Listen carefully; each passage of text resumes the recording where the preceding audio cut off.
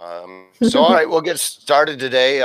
We're going to interview Suzanne Forcese. She is a excellent journalist on behalf of WaterToday Canada, and I'll let you explain what WaterToday does and the services they provide, and kind of give an overview of what WaterToday is and what you do for it before we get into the current affairs.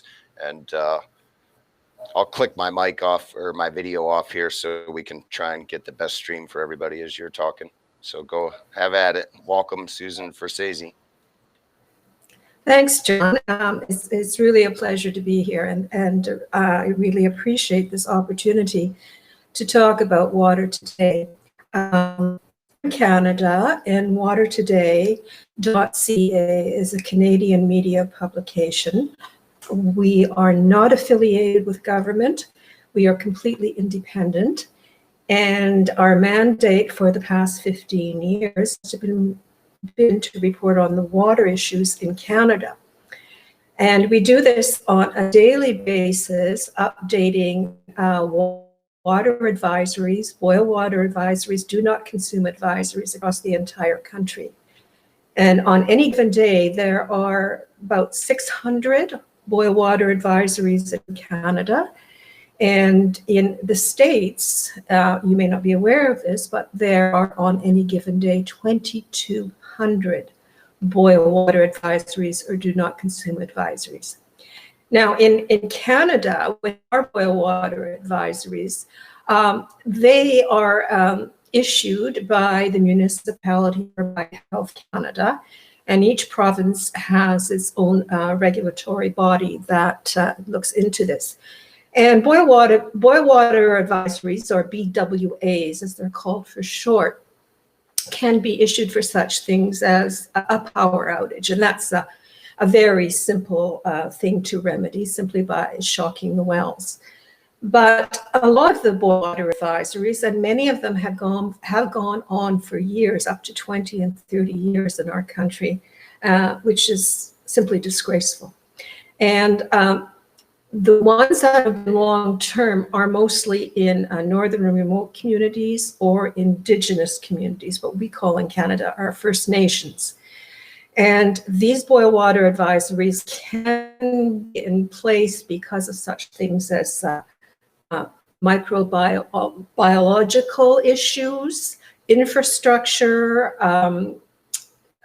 weather patterns due to climate change, a whole host of reasons where communities are without potable drinking water, are not able to even bathe in their water, and the situation is disgraceful, where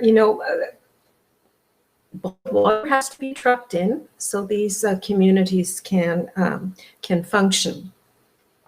Now, aside from dealing with water advisories in Canada on a daily basis, that is updated daily, and if you do go to the site watertoday.ca, all you do is click on the map, and there will be a bunch of balloons that show up, and you click on the balloons, and that will take you to the distinct communities where this is happening.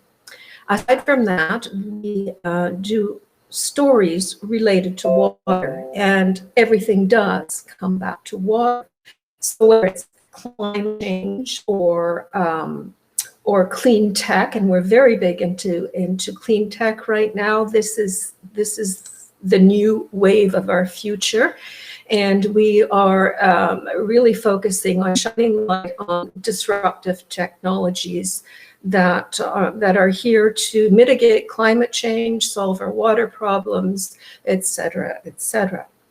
So, John, you asked me how I got involved with this. Well, I guess the story goes back where I got involved with natural action technologies, I think about 6 years ago, back in the day when Clayton Nolte was still making structured devices in his garage. And one thing led to another, and I am a teacher by profession. I've been retired for 16 years, thank goodness. But as a teacher, I think I've always been a teacher and always will be a teacher. It's just something you can't get rid of. I really wanted to educate people about water, and out of the blue one day, I simply got a call from one of the editors at WaterToday, and just like that, was asked to start writing for them. And it has been a dream job because I get to speak to some of the most interesting people around, and I write their stories, and I have learned an incredible amount. And we have some very exciting things planned and in the works already. And Dawn, I don't know if you want to bring that up right now or if you want to wait till a little later. We could. You're going pretty good. We can get into it. I want to make sure my mic's working, so Okay. you can hear me, right? I was, of course, hear you. Yeah, your voice is as nice as ever. Okay, great. Okay.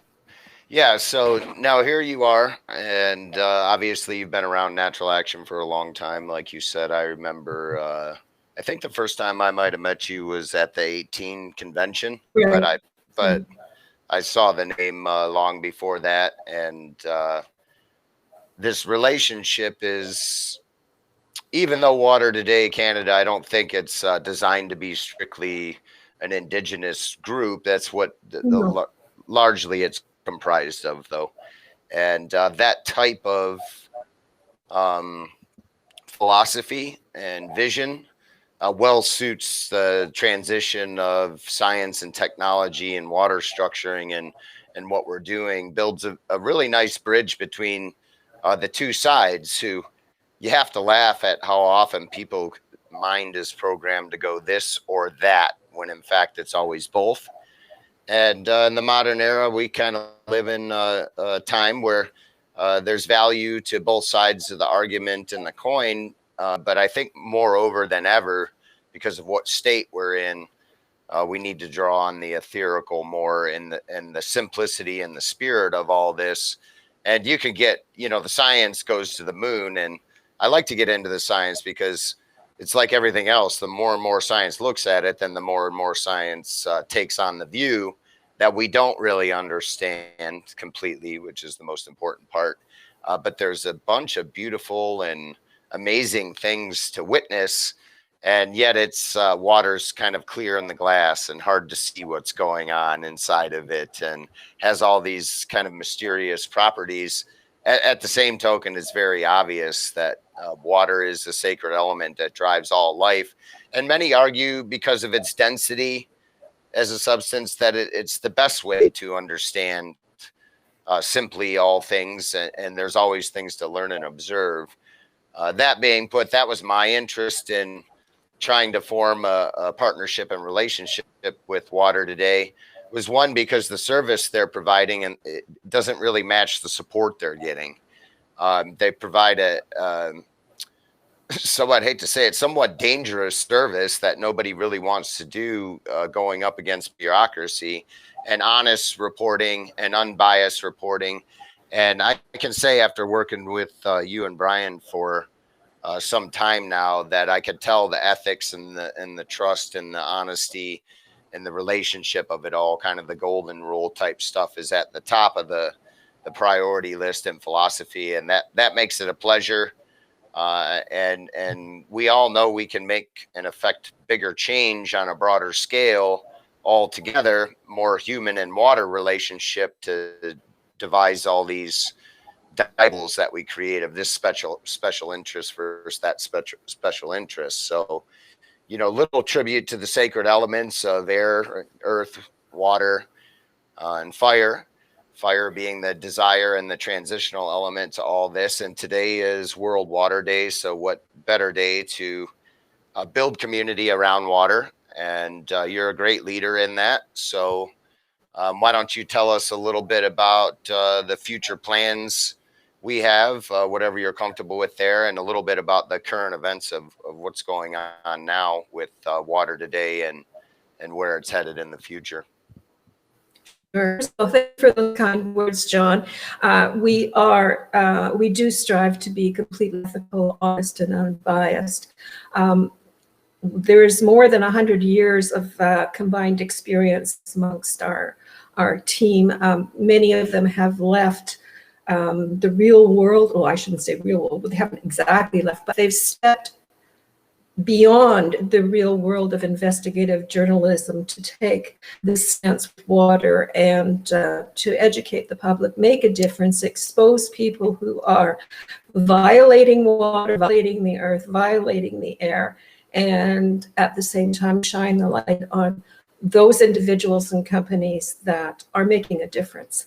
So that's really our main focus. And I know, as you have said, that I have been involved with Natural Action probably, as I said, about 6 years. And I just have to say, it did change my life in many, many ways. And I know I should inquire here, and you all know the health benefits of structured water. But there's also, and many of you know this too, there's also this intuitive clarity that comes with it.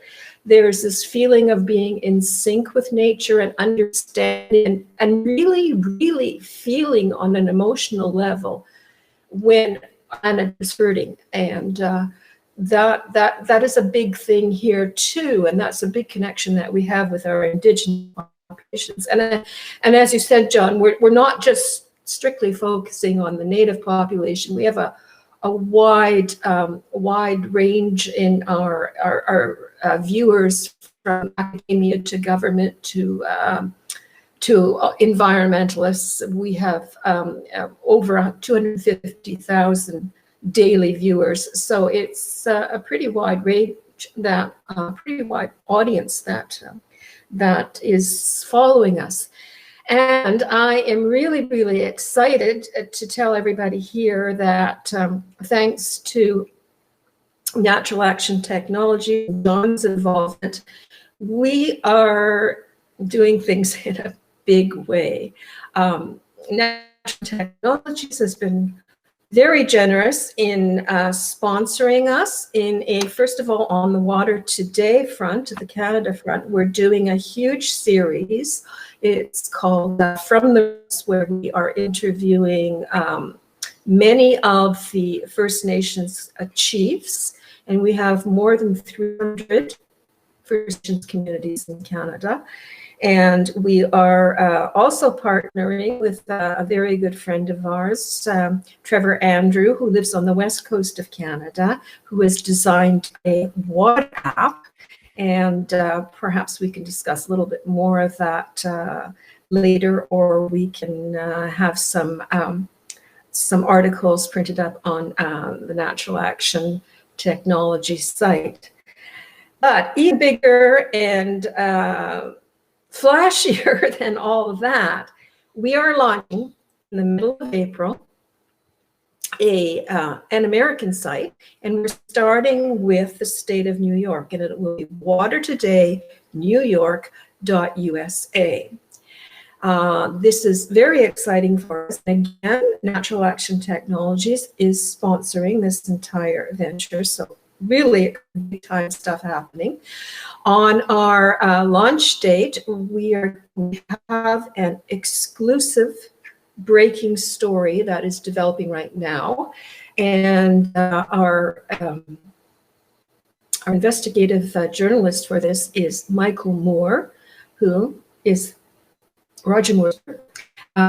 Michael is a world-renowned, award-winning journalist, and we have a few other journalists on board who are going to be reporting regularly. We are extremely excited about this. And we have, kind of alluded to in our discussions that we're going to keep going on this trajectory here with educating the world about water and how we can bring water back to its natural state as much as we possibly can, given the world we live in. And then just basically bringing to the fore that everything we do on this planet, absolutely everything, affects our water, affects our land. Whether you are spraying pesticides, herbicides, whether you are taking pharmaceuticals, flushing your toilet, doing your laundry, wearing synthetic clothing that you launder, and the synthetic microfibers that are actually plastic get into our water system, and they get into our wastewater, which gets into our groundwater, which gets into our rivers and creeks and streams and lakes, and eventually the ocean. And we all know the problem with the plastic pollution in the ocean and the other problems there.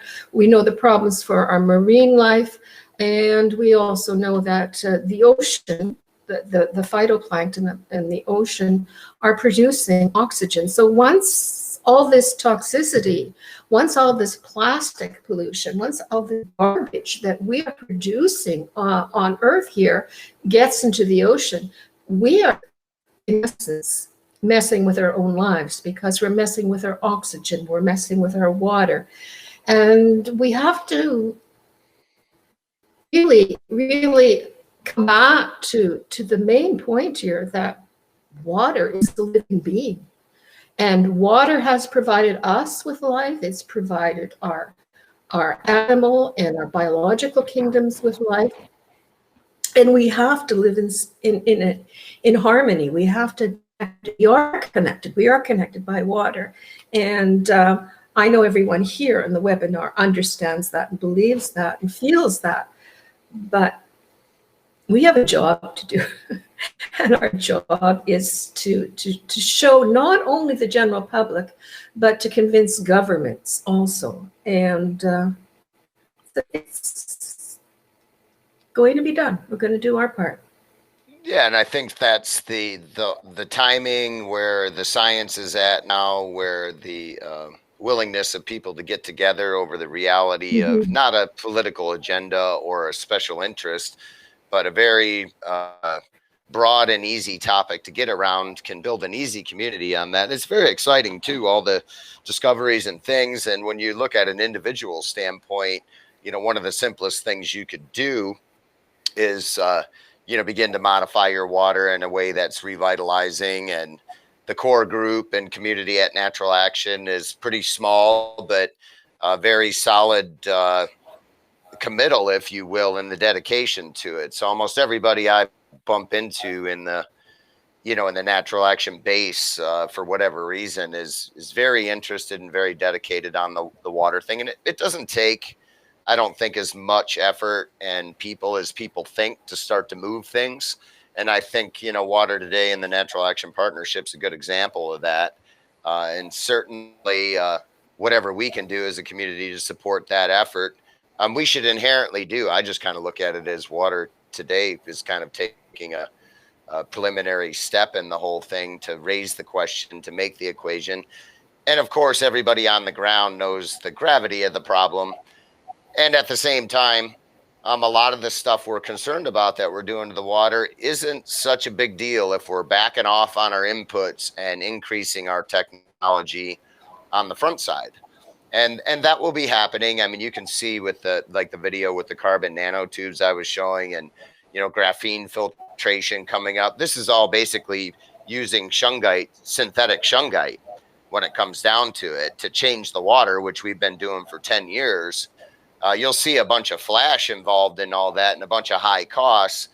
But what I like from an engineering and change of philosophy perspective is that a lot of what WaterToday interfaces with is small enough that we can keep it on a real level and stay out of the bureaucracy to some degree, and make real changes, you know, even if it's not seen by the rest of the world or whatever. A change in one spot is a huge seed. And that's kind of how water works. So if we can spread this out all over the globe in little places, which is what's happening now, then it grows nice and organically from the base up, and you kind of stay out of all these incidental and irrelevant arguments, when we all know that water holds a life force that tends to grow things more than it takes them apart. And that's all we're driving at. And that, you know, we simply, as a community, understand what it takes. And I think it starts with respect and attention and intention. And once that starts, then the creativity and the engineering and the science and the technologies will all continue to blossom in effect. So I look forward to kind of building that bridge, even with the Indigenous community, about thinking that water is just about taking things out of it to get it right. And we've seen water where it, laboratory wise, it's pure, but that water will it'll make you unhealthy if that's all you drink.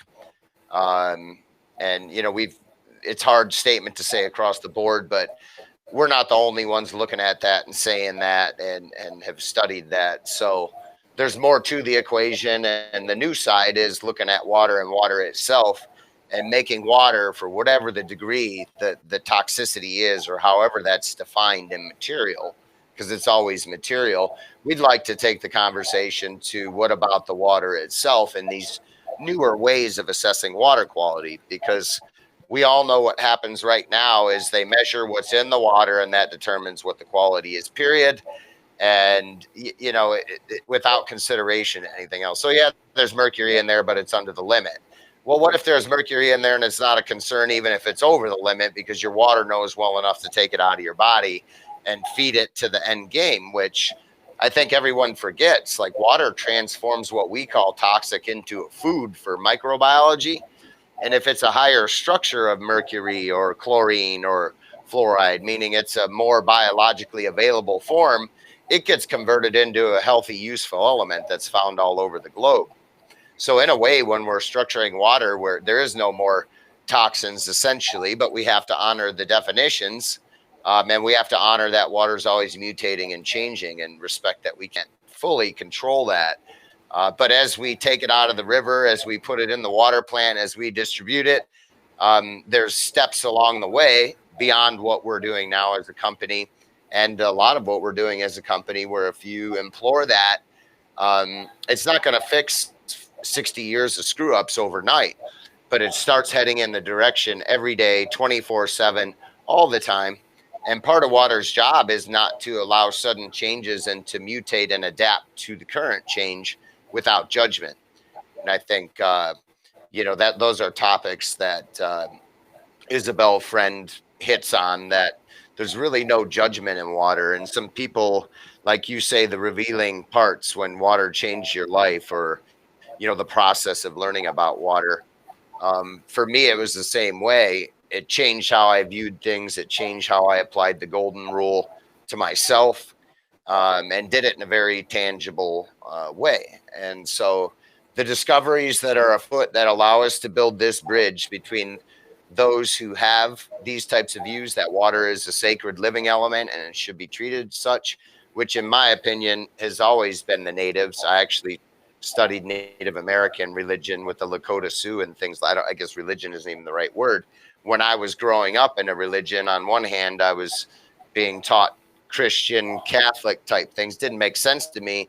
But then I would be reading, books about, the Lakota Sioux and their views on philosophy and religion and spirit. And that just lit up with me ever since I was a really young kid. So in a way, this is kind of a nice dream come true for me, because a lot of things I did in my life were based on some type of natural inherent interest to the Native Americans and how they did things. So why don't you give an example of one of the cases so people can specifically put kind of a face value on some of the things that go on with water supply, maybe and just to let everybody know, Suzanne, excuse me, is writing these articles for WaterToday, and then we're trying to mirror them as best we can on natural action. So you can follow along with this journey, is what I would call it, in this relationship. And we would encourage everybody to get involved, even if it's just staying aware of what's going on, because we plan to grow this into the United States and provide a similar service led by similar people and get more funding for it, so we can become more visible as a partnership and a group, and in particular WaterToday. I've seen the level of work they do, probably for the amount of inputs they get, and that's pretty amazing. I know Brian in particular is just, he's been a workhorse on this. I could tell as soon as he got a little bit excited about being able to do more, he did 10 times more. Very inspired individual when something's going on. So in particular, the article about the cisterns and like how that whole process goes down from beginning. Like what did Brian do to begin that article so you could write about it and put it in terms everybody could understand? And where do we go from there in the future? How do we begin to address those problems? Well, first of all, I'd like to say, John, that Brian had been sitting on Intel for years, but he had been looking for the right partner. And you came along. You actually brought tears to his eyes. I have to tell you that. When he felt, and I felt it too, how you were completely sincere and honest and genuine in your concern for water, and especially when he realized you had empathy for our Native people. So thank you for that. And what, as soon as he knew we were in partnership, he started speaking to 4 chiefs, and he said, look, I have this guy here. He's an American, and he has a company that can change your water back to its natural state. Well, they just went absolutely crazy.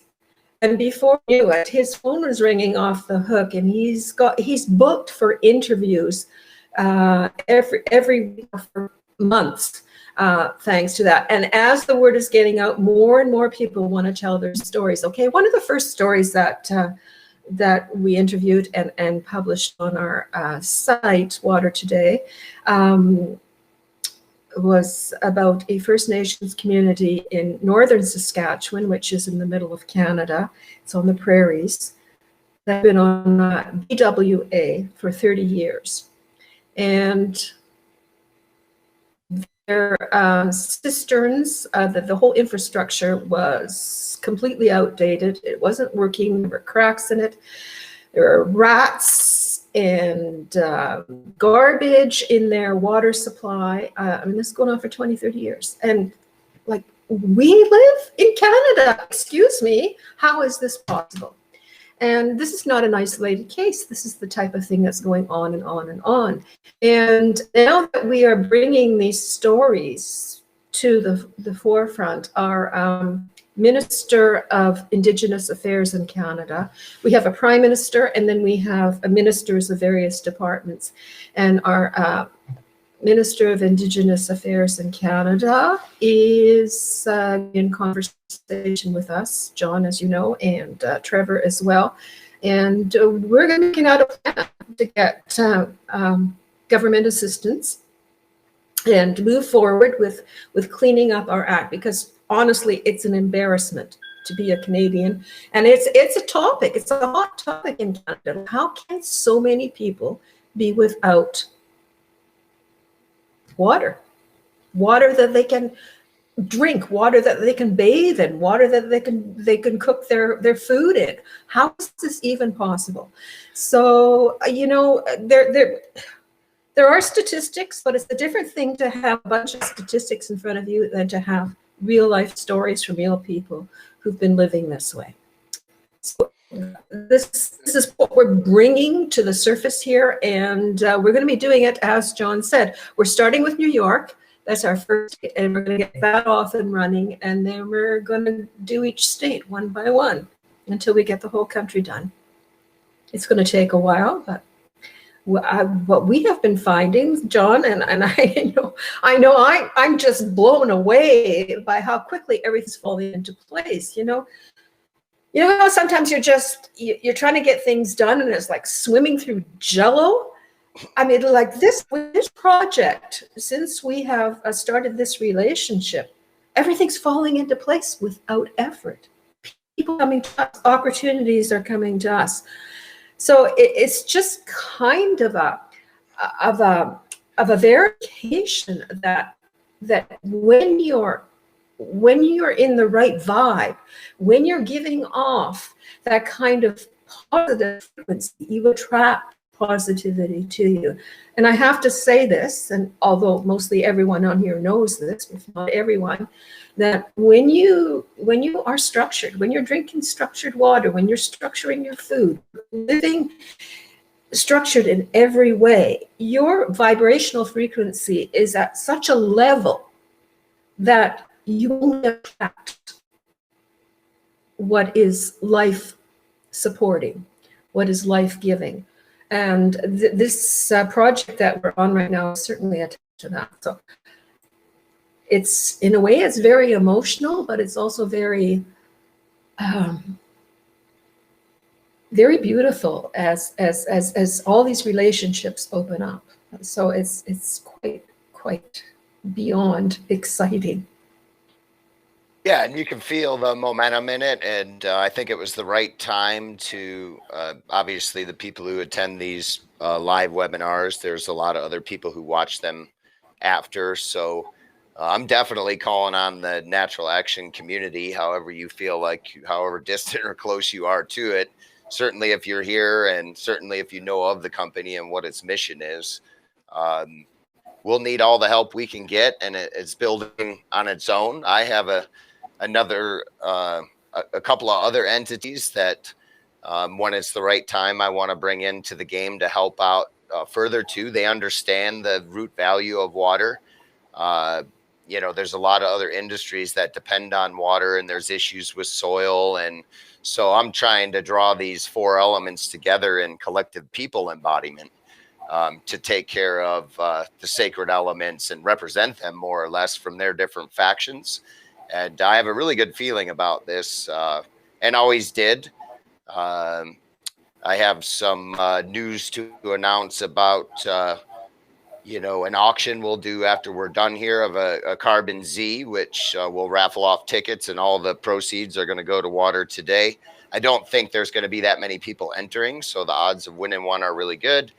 And it's a way you guys can help out to a really good cause, really good people. I can't state that enough. And we all have the same issues, taking risk and getting involved with things. And I know you've mentioned it, Susan, there's, trust issues with, but it's really all over the place. It's kind of like the cistern.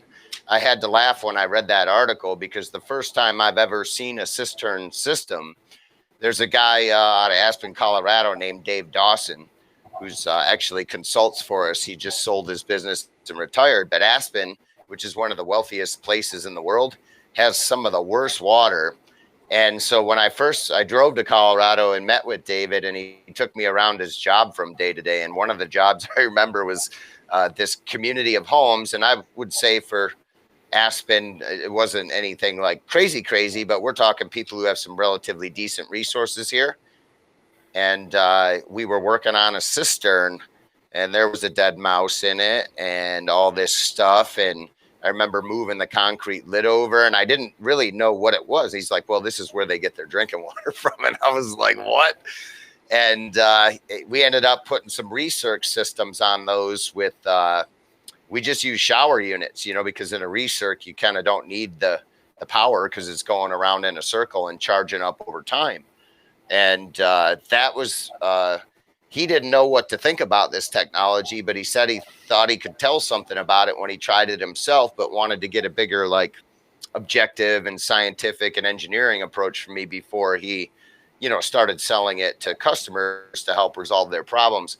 And so we just had him try that on the cistern, and probably 2 weeks later, he called back. He goes, well, I went back out there. He goes, I don't know what it's doing, but it's doing something. He goes, water's better. He goes, I don't know how to explain it.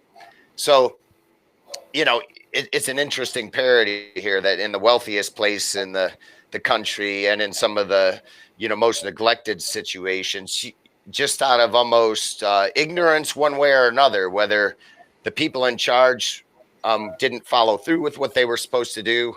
And that's atrocious when you're talking about, your job is to kind of assist people getting human basic needs, or planetary or universal for that matter, and don't follow through with it. And then on the other hand, people just ignorant of, well, what's the big deal? You know, you tell me the water's all right or not, and I'll decide whether I'll drink it based on that.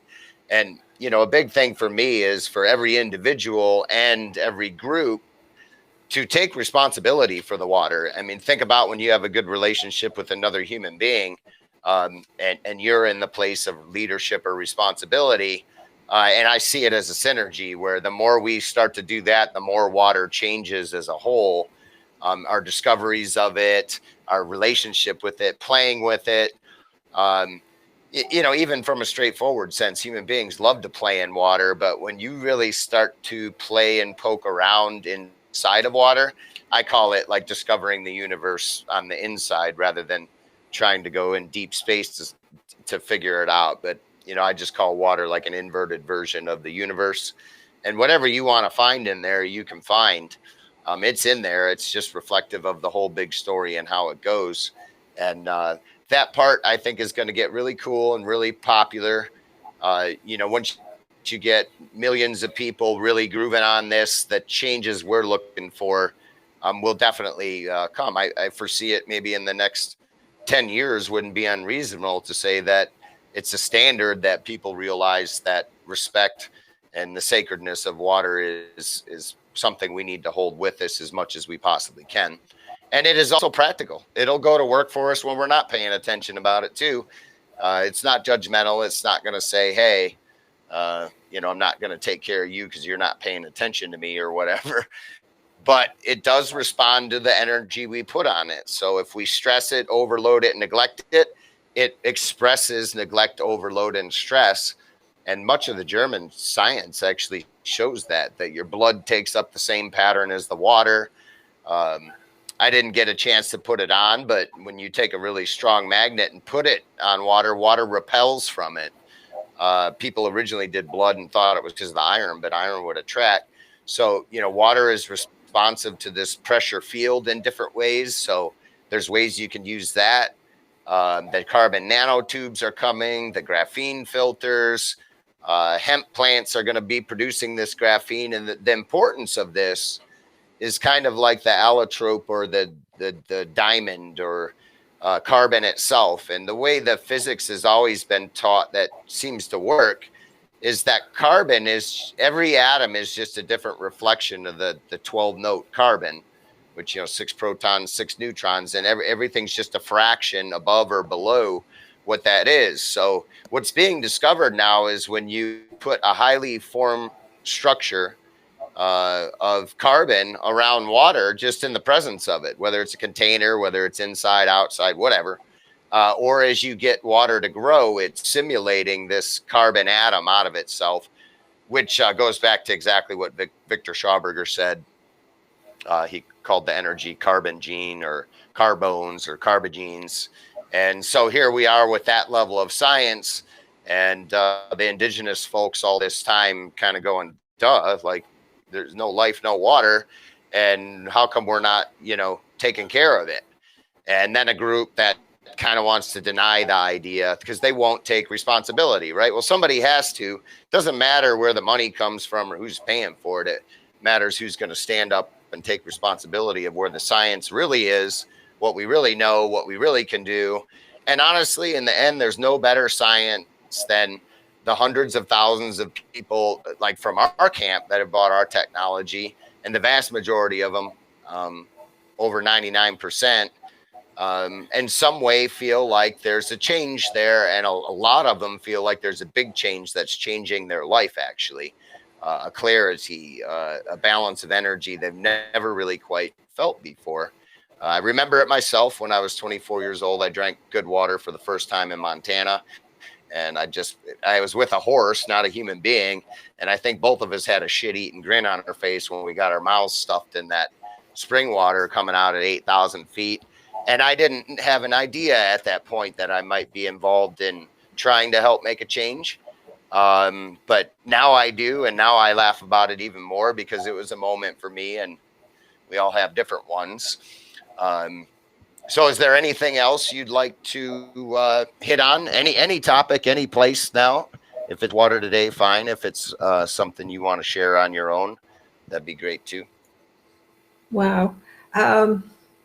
I just have to say that I had my epiphanous 6 years ago in Clayton's house when we were playing around, and I think Monique remembers this. We were playing around with the commercial units that you used to have, and we had attached, I think, 3 of them together, and 2 people would hold the unit, top and bottom, and the 3rd person would stand with the unit placed against their spine. And we poured water through the top so that it was filled. Commercial units were filled. And with that configuration of the 3 commercial units with the structure being held in, there was an incredible feeling for all of us who went through this. And that's the first time in my life that I connected with the sacred geometry of water. That's when it really, really hit home, when I understood the sacredness of it, when my whole relationship with water changed. And I realized at that time as well that, hey, wait a minute, most of my body is water. So if I'm going to structure my body, then I'm also going to be entraining everyone that I come in contact with. And that is exactly what does happen. I know many of you probably experience this too. Like, you can walk down a street where somebody's walking a dog, and the dog will come over to you and you know, give you kisses and he's happy and have waggy tail, and the owner will say, I don't understand it, my dog hates other people, and that kind of thing. Or you'll be in a store where there's a mother with a screaming child, and the child takes one look at you and immediately stops crying and is smiling. Those are the kind of experiences that one has when one is in the flow. And I think all of us who are doing this, all of us who are structuring, because we are structured, we are really anchoring in to this planet. We are anchoring in this higher vibration, which is on its own going to change things.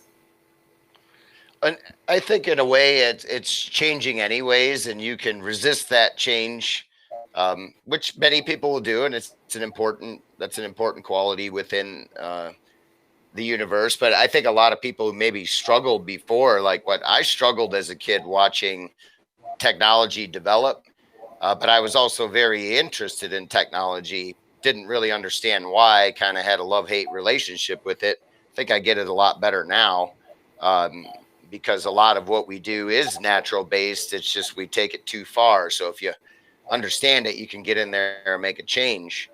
But nonetheless, it bothered me. Maybe even selfish. I used to like to fish and hunt and hike and just be outside with nature all the time. Whatever excuse I could use to be out in nature, I took.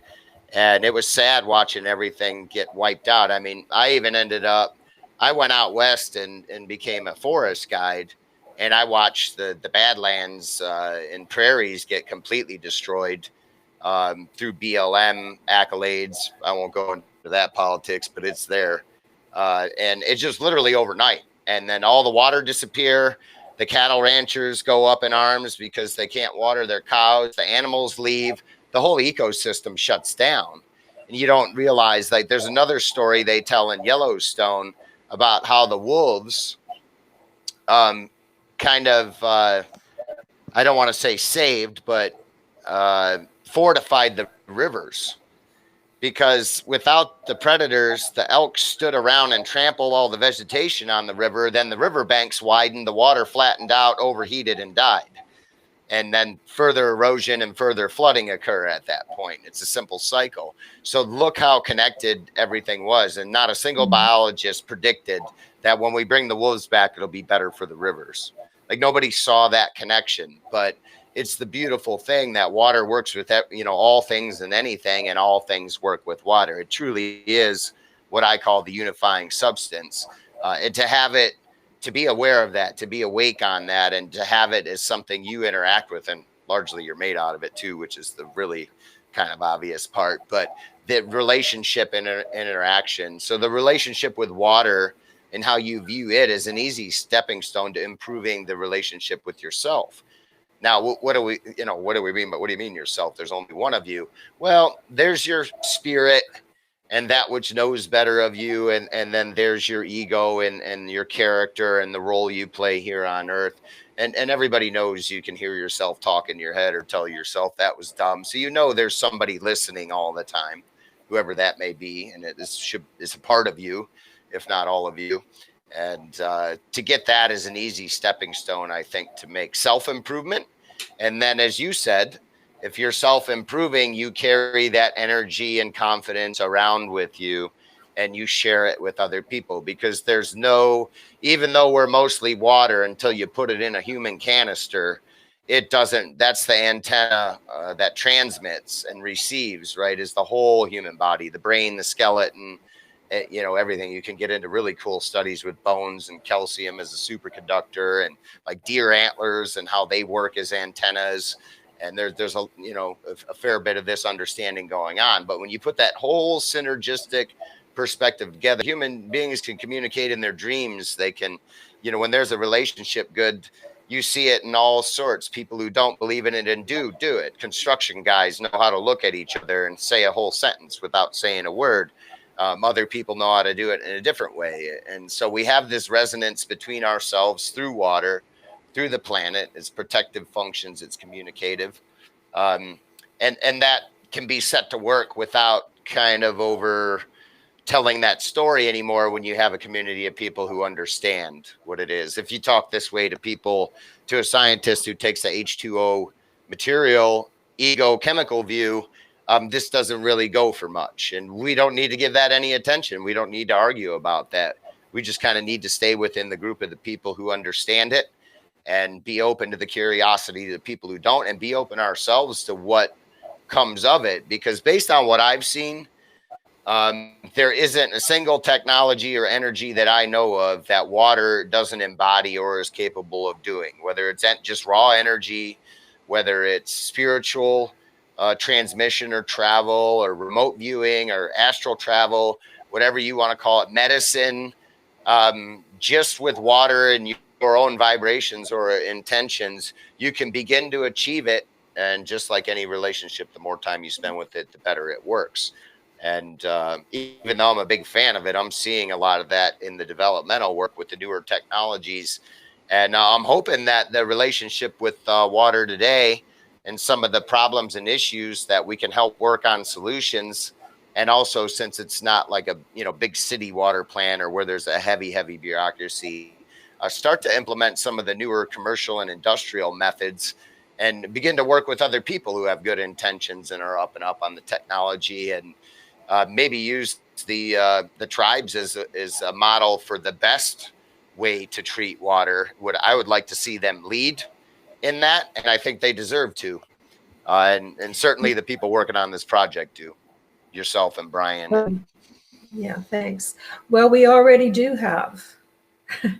We have 8 of our tribes that are not 8 tribes, but 8 communities of the Mohawks that are wanting you to come in and do your thing, John. After our last discussion, the chief with the most influence got on the phone right away, and everyone said, yep, we're going to do it. So there you go. This is how quickly things are moving. We're doing the right thing. I can feel it. I'm trying to keep up. What else? Anything else you want to touch on? Wow. Just that you mentioned technology, and as I had alluded to earlier, we are very heavy into reporting clean tech right now, and there's a lot happening. There's a lot of amazing things happening with clean tech. And everybody that I interview, I've been so fortunate to be able to interview the CEOs or the CFOs of these companies. Amazing, amazing, amazing people. And everyone I speak to is so connected to making a difference on our planet, is so connected to the idea of righting the wrongs that have done. And they're getting funding, they're getting grants, they're getting businesses buying in. So there is a movement afoot here. Things are changing, and they're changing rapidly. What is lagging behind is our governments. And I did an interview, I guess it was last summer, with interesting lady, and she has written Erin Brockovich. Many of you remember the movie Erin Brockovich. She has written her latest book, Superman is Not Coming, and she in that book, very informative book, because she goes into everything that's wrong with the water and everything that's wrong with how governments are handling the problem. And one of her biggest points, one of her biggest piece of advice is, you've got to get involved in government. Whether it's just your local community, you've got to make your voice heard by becoming involved in the governing systems. And that is how you take governance of your own water. You just can't sit back and complain about it. You have to actually do something about it. So it's all about bringing attention to what is the need of being returned back to its natural state, whether it is our water, our land, our wildlife, or just our way of communicating in our relationships. So whatever it is that we have to do, we do it by finding our voice, speaking. Oh, that's great. And what about speaking of tech?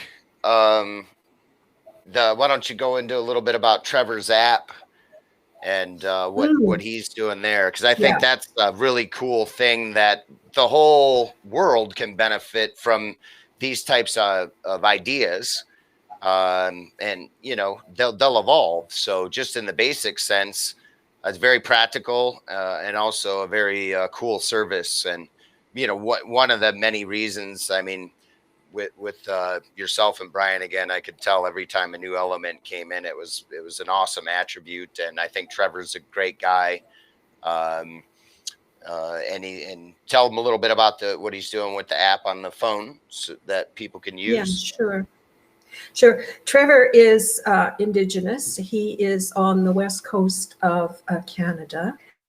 He has experience in both cultures. So he is educated in white culture, but he's also educated in traditional knowledge. And his connection with water, like all Indigenous people, is from the sacred standpoint.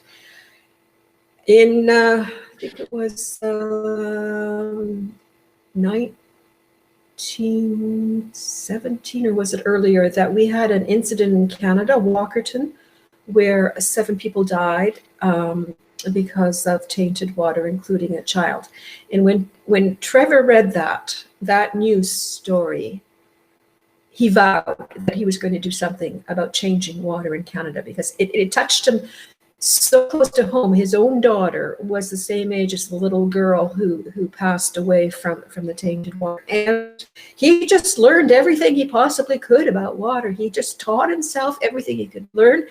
He taught himself everything about technology, and he eventually devised an app that you can load onto your phone or your computer, and you can test your water. And it will tell you exactly what is missing in the water and how to rectify the situation.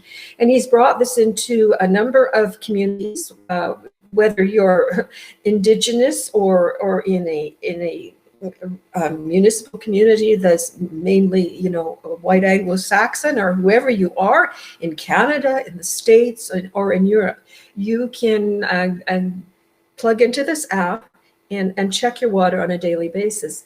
And I don't know exactly, but I think it's something like for $4 a day. It's a minimal amount that you can be a part of this. Now, what we're going to be doing, as I understand it, John, and correct me if I'm wrong, is that you and Trevor are going to partner up with the Natural Action Technology Systems, and he's going to devise a program where you can take the natural action technology and his app, and we are going to take that into the Indigenous communities that we're working with. Is that correct? Is that what you guys are planning? Yeah, I think we're going to open that door. And, what I'd like to see is, as part of the water quality standard, we start to look at the structure side.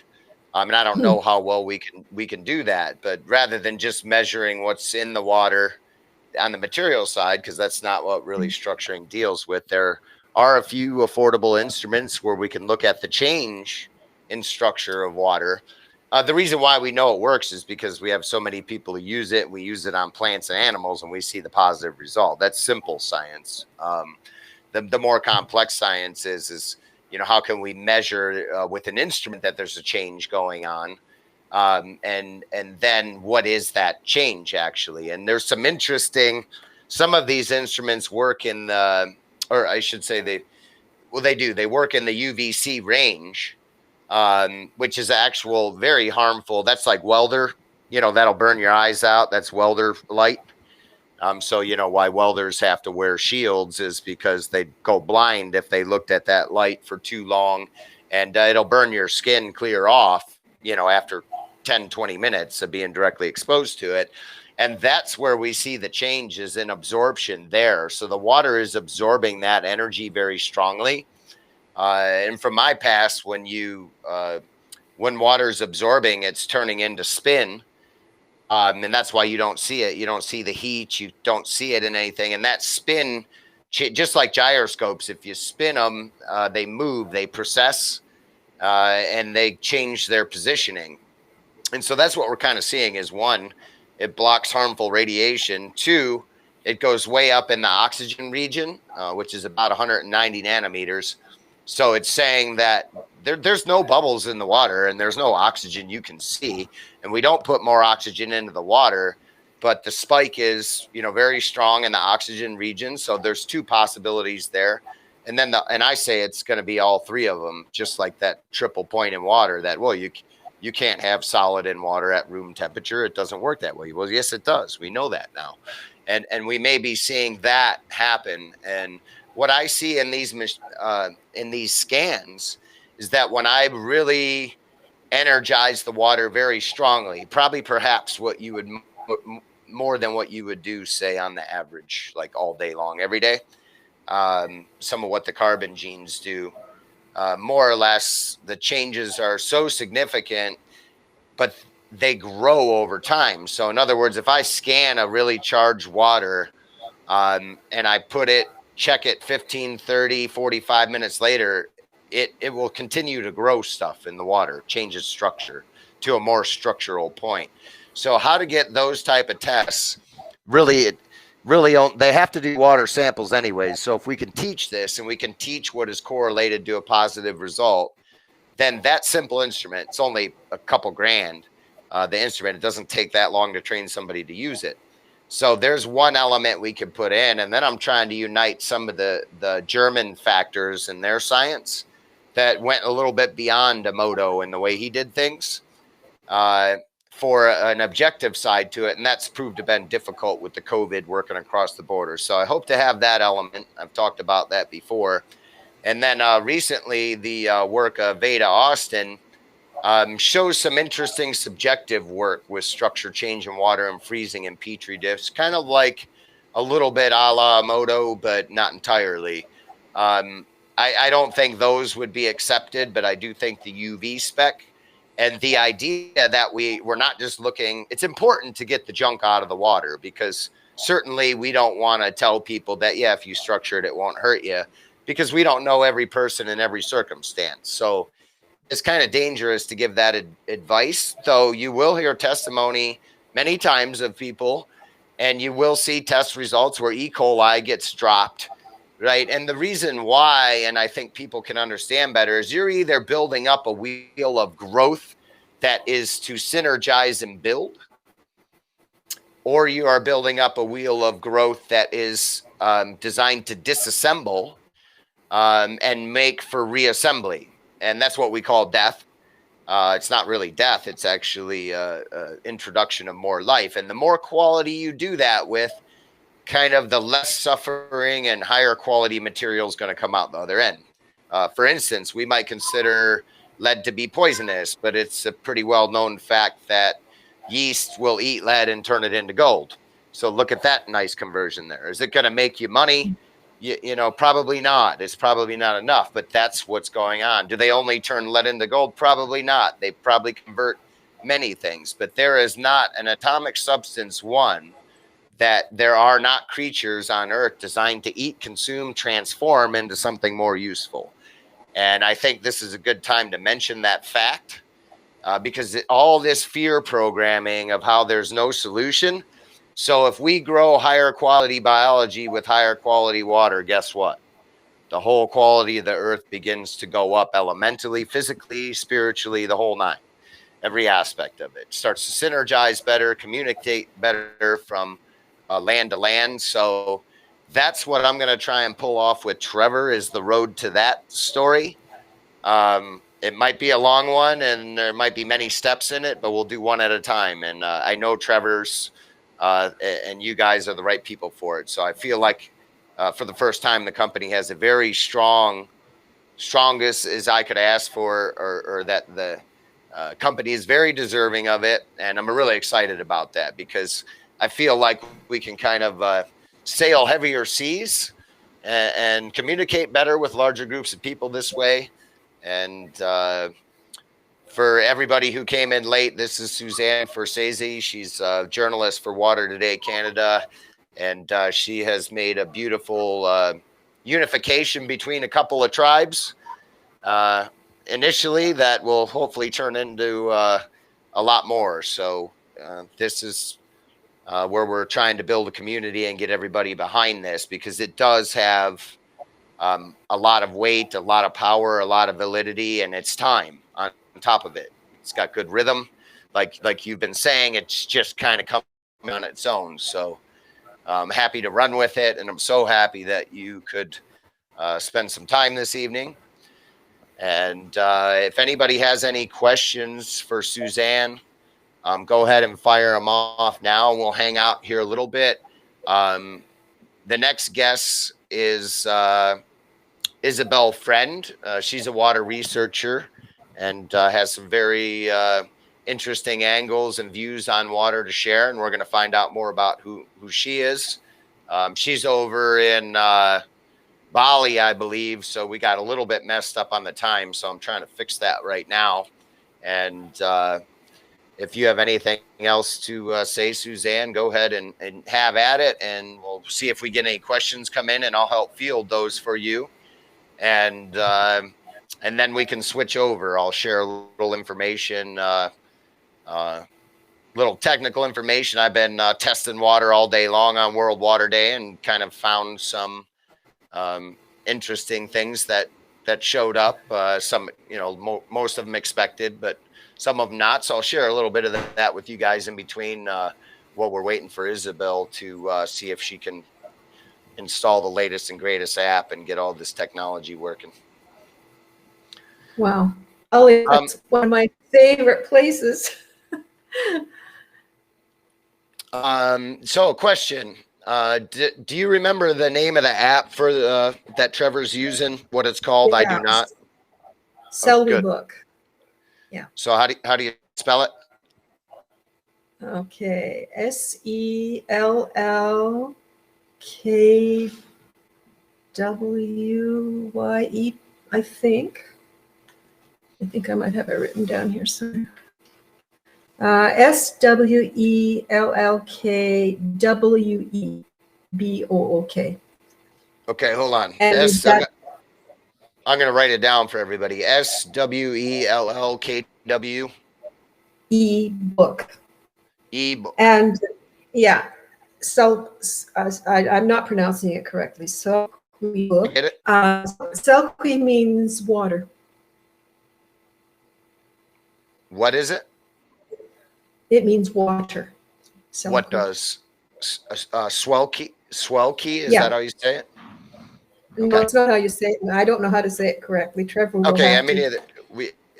we get the point. So ebook is kind of separate from it. Self-ebook. So we got Is all SW, ELL. KW. Yes. SEWLLKWEBOOK. Oh boy. All right, we'll get it, and it'll be in the future publications and our blogs and. Yeah, I think you already have it on your blog. You have that story. Okay, great. Yeah, I just want to mention that you throw the word relationship a couple of times, and I think this is key to what we're doing. It's not a competition. It's not to try and say, okay, this is better than that. It's about developing this community. It's about working together. It's about harmony. It's about connections. And that is the basis of what we're doing. That's pretty awesome. I think out of that, we'll see many verticals growing.